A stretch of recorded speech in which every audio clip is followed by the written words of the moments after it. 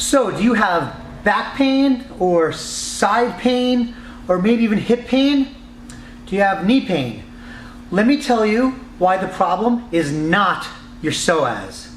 So there's many different reasons why no one should be telling you the problem is your psoas. So the two major things we're going to talk about today are, number one, the location of the pain is no indication of what the problem is. See, there's this thought process that says that the location of the pain means that's where the problem is, and therefore something must be done to that area. That's one way of thought, and I'm going to present to you today why I think that is most times, why it's a really bad way to go after things. And number two, there's really no way to know if it was the psoas. I'm here to tell you it's not your psoas. But even if it was, it's in some other universe. Even if it was, there's no real way to know. We'll talk about that. That's number two. So first of all, let's talk about the psoas. This is what it is. It's this muscle. You see it? This big, thick one right here. And there's also another muscle called iliacus. So together it's usually referred to as iliopsoas. But it's just trendier. And you're cooler if you just say psoas. That encompasses all of them. So that's what it is. And it's this muscle that attaches to the front side of your vertebrae, your spine, right in front, and it goes through your hip joint and attaches to your upper thigh bone. So that's what it is. Let's take a look at it in another way. So here we go. Here's the skeleton. So let's look at the psoas on the skeleton, which is in you and in me and in everyone. So we're looking at the lumbar spine, which is these bottom 5 vertebrae, and we're kind of off to the side of them, right? Maybe a little bit, not just really off to the side, but a little bit in the front. And we're going to go from here. We're going to go through this hip joint. This is your hip joint, which is your pelvis and your femur, right? And it's going to cross there, and it's going to attach kind of down here on the inside of the upper thigh bone, and that's where it is. And it goes from every one of these vertebrae all the way down. So you can picture this big, thick thing, right? Just like you saw that picture. That's where it is. So what does it do? It does a lot of things. It can flex your leg, flex your hip. It can bring your whole upper body forward. So not only can it do this, it can also play a role with doing this. It can do lots of things, right? It can rotate your hip. It can allow your hip to fall backwards under control. It can allow your upper body to fall backwards under control. It can play a role in spinal rotation as well. It can do a whole lot of things, that muscle. So with all those things that it can do, it'd be really interesting to wonder how someone can actually determine your psoas is the problem.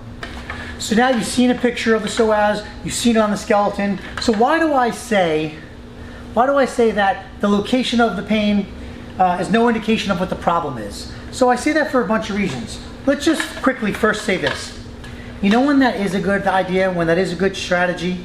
When we say, hey, it hurts here, there must be a problem there. Here's when it's a great idea. When there's an impact. So in other words, if I'm falling, if I'm falling and I land on my hip, boom.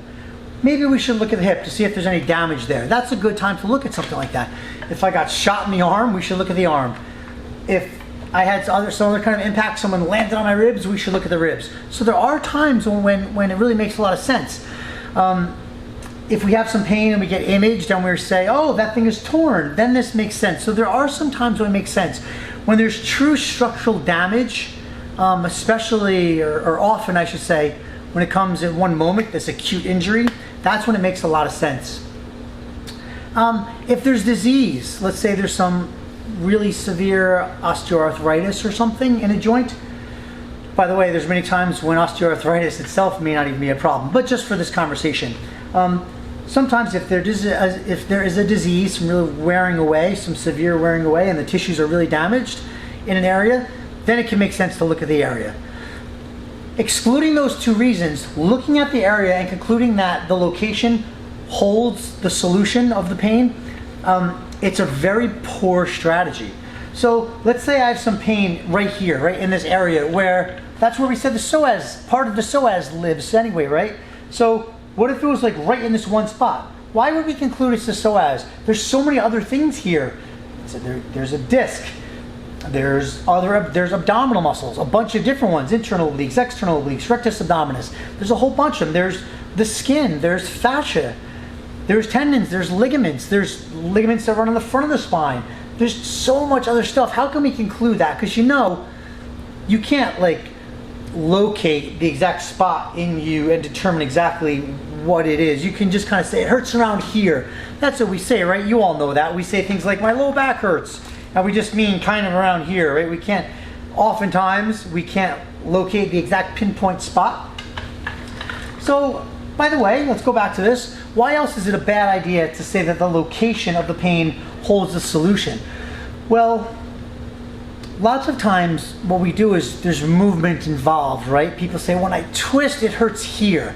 When I lift my leg, it hurts here. So people will say things like this. And by the way, this rolls into number 2, which is there's no way to actually tell if it is a psoas or not. So lots of times people will say, there's motion associated with my pain. I lift my leg and there's pain here, or something like that. Let's just stick with that one for a moment. I lift my leg and there's pain. So someone will say, I lift my leg and right around here it hurts. And you'll have some practitioner that will say to you, it's probably the psoas. Psoas is this thick muscle, blah, blah, blah. And the truth of the matter is, it's just this really popular one, like the ACL or piriformis. For some reason, it's cooler to be certain muscles than it is to be others. I don't know. Kind of weird that way. But anyway, so if you do look at it like that, and someone does make this claim where they say, well, the psoas is really responsible for hip flexion, for lifting this leg. When it is, it plays a really good role. Here's what you have to ask yourself. How do we know that that is the muscle that something is wrong with, which is causing a pain when you lift this leg? And let me say that again.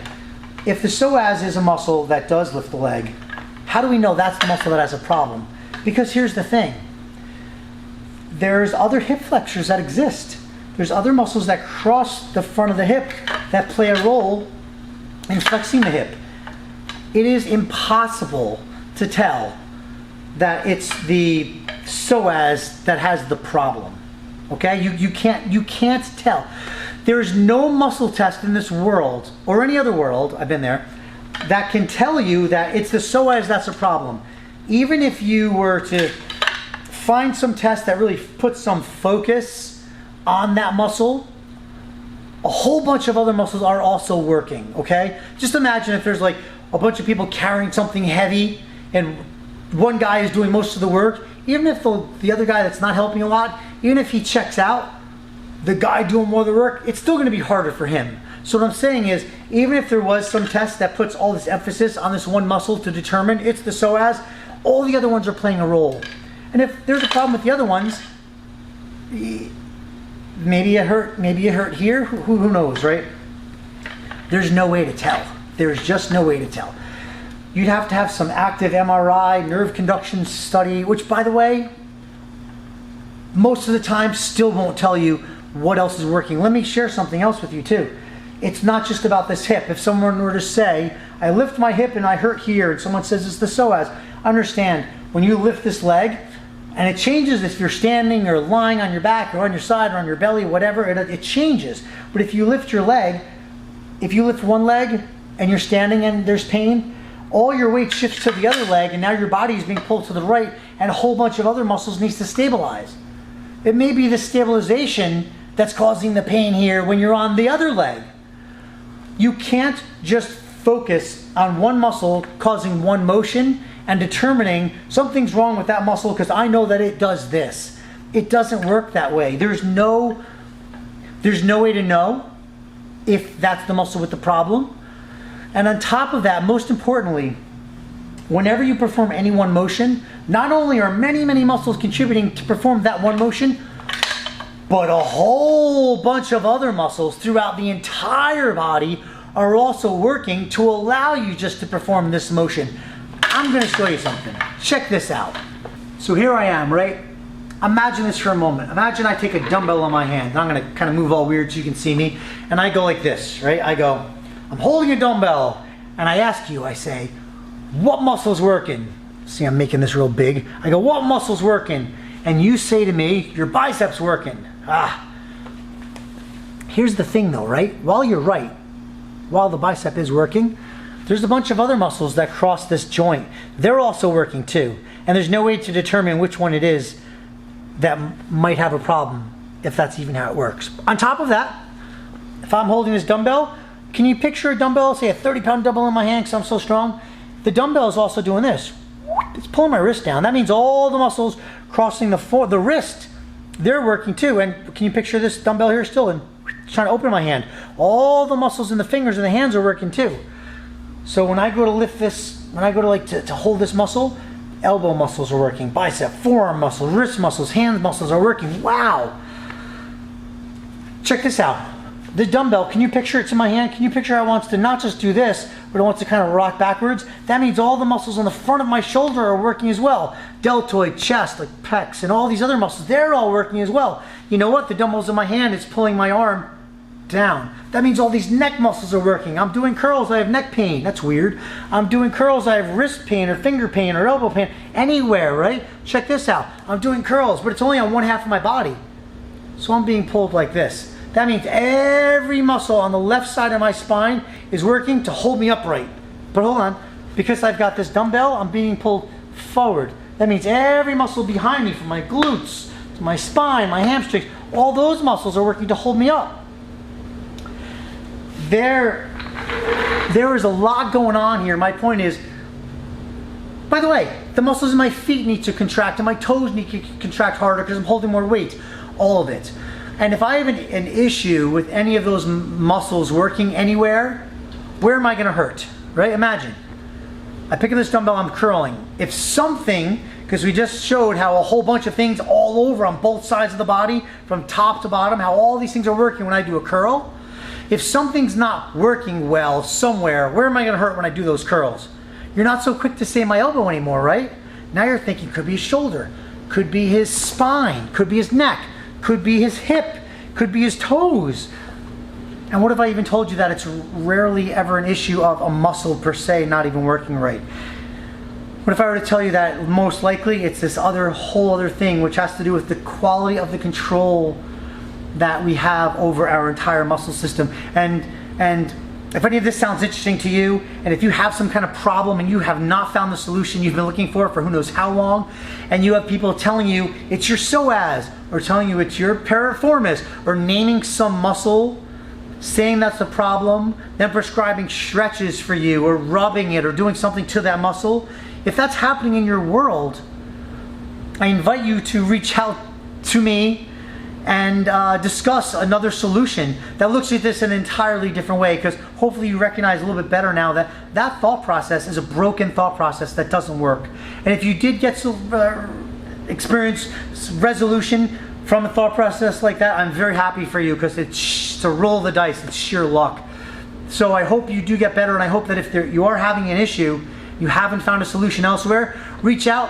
I'm a certified muscle system specialist, a certified medical exercise specialist, and I study the quality of the control over the muscle system to help you move better, so you feel better, so you don't hurt when you move, so you can do more stuff.